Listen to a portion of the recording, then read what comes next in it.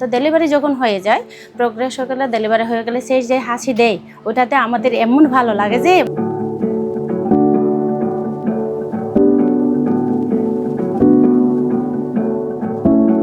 এই পেশায় আমি আছি প্রায় 15 বছর ধরে।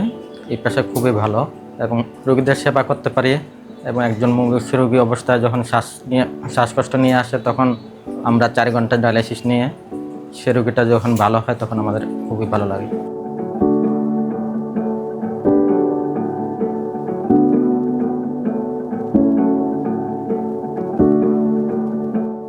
নার্স হিসেবে নিজেকে জড়ানোর ফার্স্ট টাইম হচ্ছে আমার মা বাবার চোজ ছিল। সেকেন্ড, আমি যখন হসপিটালে আসতাম আমার বাবাকে নিয়ে বা অন্য কোনো রিলেটিভকে নিয়ে যখন আসতাম, তখন দেখতাম রুগীগুলো যারা আপুরা ছিল নার্স, তখন হচ্ছে ওনারা খুব কাছ থেকে পেশেন্টকে মানে সেবা করতে পারতেছে। তাছাড়া তাদের খুব কাছে গিয়ে তাদের সমস্যাগুলো শুনতে পারতেছে। তখন আমার মনে হয়েছে নার্সিং একটা মহৎ পেশা। এই পেশায় গেলে আমি রোগীদের একটু সেবা দিলে আমি হচ্ছে ওই আত্মতৃপ্তি পাবো। এটা নিয়ে আমি নার্সিংয়ে আসছি। মূলত আমার উদ্দেশ্য ছিল মানুষকে সেবা করা।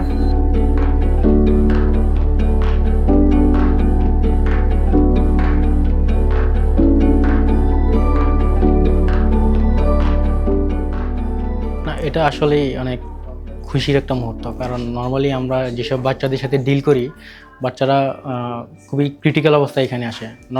নর্মাল বাচ্চারা এখানে আসে না। বার্থ ডিফেক্ট অ্যান্ড আদার্স যেসব জন্মের পর যেসব ত্রুটি হয় বাচ্চাদের, তো ওগুলো নিয়ে আমরা নর্মালি কাজ করি। তো ওই বাচ্চাগুলো যখন আমরা সুস্থ করে অভিভাবকের হাতে তুলে দিই, সেটা নিঃসন্দেহে একটা খুবই ভালো একটা অনুভূতি।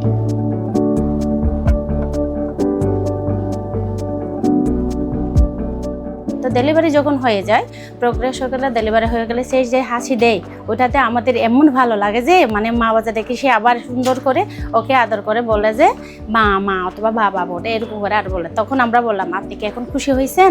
বলে কি হ্যাঁ, আমি এখন অনেক খুশি হয়েছি। তাই আবার আপনি যে বলছেন সিজার করার জন্য, তো বললেন না, আমি অনেক খুশি হয়। তখন আমাদের নিজেদের একটু ভালো লাগে যে এজ এ মিডওয়াইফ হয়ে মানে মা এবং বাচ্চাকে যে আমরা সুষ্ঠু করে ডেলিভারি করতে পারি, এটার জন্য অনেক প্রাউড লাগে আর কি। একটা পেশেন্ট যখন আমাদের কাছে আসে মূলত আমি ডায়ালাইসিস নার্স হিসেবে যতটুকু পেস করছি, একটা পেশেন্ট আমাদের কাছে আসে যখন, তখন তাদের অনেক এক্সেসিভ ফ্লুইড থাকে, পা ফুলে যায়, লাংসে পানি চলে আসে, তখন হচ্ছে শ্বাসকষ্ট হয়ে যায়।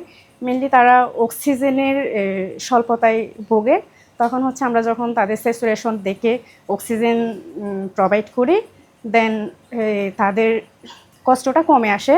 আর ডায়ালাইসিস স্টার্ট করলে মূলত 1 ঘন্টা 2 ঘন্টার মধ্যে তারা যখন হ্যাপিলি থাকে, একটু স্টেবল হয়, সেক্ষেত্রে আমাদের কাছে অনেক হ্যাপি লাগে।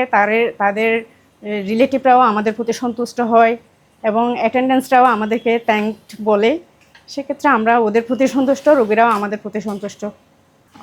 এটা আসলে খুবই ইমোশনাল একটা সিচুয়েশান। আমরা আসলে প্রত্যেকটা বাচ্চাকেই খুব মানে নিবিড়ভাবে পর্যবেক্ষণ করি, প্রায় নিজেদের বাচ্চার মতো। তো যখন একটা বাচ্চা মারা যায় কিংবা পরিস্থিতি খারাপ হয়, তার মেডিকেল কন্ডিশন খারাপ হয়ে যায়, তো নিঃসন্দেহে এটা আমার জন্য এবং আমার পুরো টিমের জন্য আসলে খুবই মানে দুঃখের একটা বিষয়। এখানকার হচ্ছে কক্সবাজারের অ্যাডভোকেট একজন, তার হাজব্যান্ডকে ডাকলাম। হাজব্যান্ডকে বললাম যে ভাই, আপনি কি এনবিটি নর্মাল ডেলিভারি করবেন নাকি সিজার করবেন?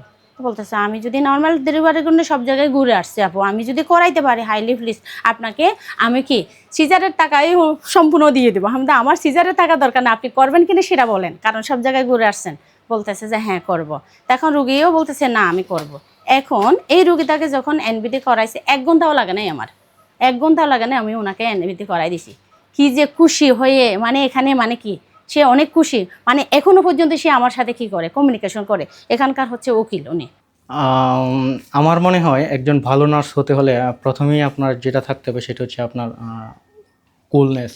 আপনি অনেক ওয়ার্কলোড থাকবে আপনার এখানে, আপনার অনেক জায়গা থেকে আপনার প্রেশার আসবে। সেসব প্রেশার আপনি কীভাবে মেনটেন করে কাজ করবেন আশেপাশে সবাইকে নিয়ে, কারণ অ্যাজ এ নার্স আপনি পুরো বিষয়টাকে আপনাকে ডিল করতে হয়।